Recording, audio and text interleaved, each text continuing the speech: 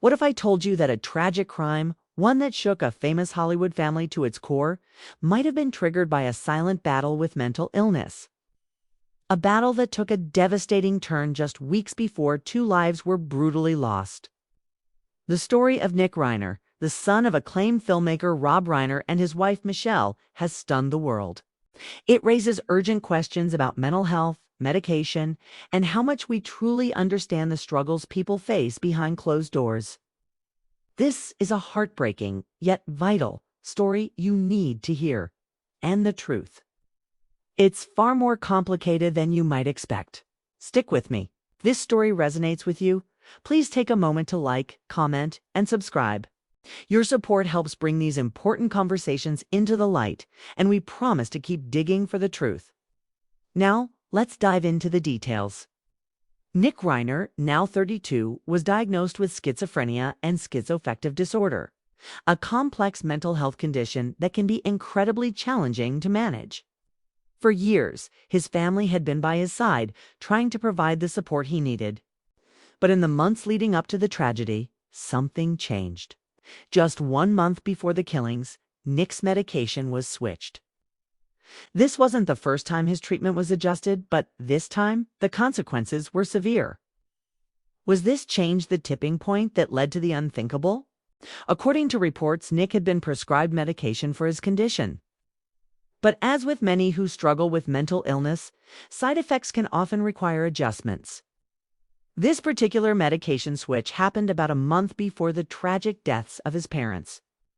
It's common for doctors to alter prescriptions to reduce side effects or improve effectiveness. But here's the critical part. When someone is adjusting to new medication, they need to be monitored very closely. It's a vulnerable time when symptoms can worsen or new, unpredictable behaviors can surface. Nick had been struggling for years. His battle with drug addiction added another layer of complexity to his already fragile mental state. His family, including his parents, had always been there, doing everything they could to help him heal. But something shifted in those final weeks.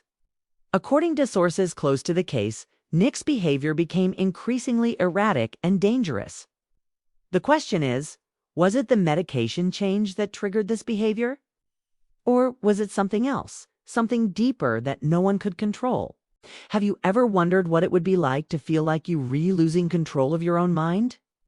To experience something so overwhelming you can't even recognize yourself anymore? For Nick Reiner, this was a reality. But how much could the people around him really help? Was there a tipping point? And could anyone have seen it coming? We'll continue to explore this in our next video. Thank you for watching.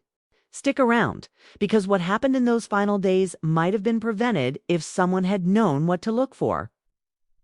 On December 14th, the Reiner family's world was shattered. Rob, 78, and Michele, 70, were found dead in their Los Angeles home. Their only son, Nick, was arrested that very night, charged with 2 counts of first-degree murder. The pain felt by their other children, Jake and Romy, is just unimaginable. In a statement, they spoke of the horrific and devastating loss of our parents. There are simply no words for the agony of losing both your parents in such a violent and senseless way. As the legal case unfolds, it's taken a sharp turn. Nick's initial high-profile attorney withdrew, and now he's represented by a public defender. But his first lawyer made one thing very clear. Nick Reiner is not guilty of murder. Those shocking words echoed in the courtroom, but what do they really mean?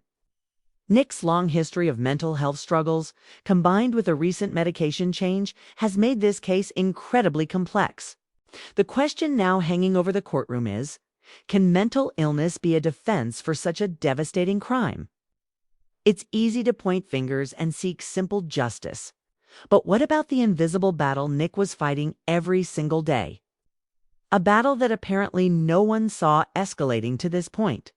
Could the mental health system, which so often fails to intervene at critical moments, have saved Rob and Michele Reiner? Could more attention to his medication change or an earlier intervention have prevented this tragedy? We all wish for simple answers, but the reality is far more complicated. Here's the twist. Nick's family never gave up on him. Even when his struggles made their lives incredibly difficult, they empathized with him. They tried for years to get him the help he needed, but it seems some battles are just too much for one family to fight alone. And tragically, it appears Nick didn't always take the help seriously. Now, he faces charges that could land him in prison for life. But the bigger question this story forces us to ask is, how do we fix a broken mental health system before more lives are lost? How many more families have to suffer before we start taking these issues with the seriousness they deserve? If this story has opened your eyes to the importance of mental health care, don't stay silent. Please like, comment, and subscribe. Together, we can help make sure mental health gets the attention it so desperately needs. What do you think can prevent tragedies like this? Let us know in the comments. Thank you for watching. Stay aware, stay kind, and let's continue the conversation.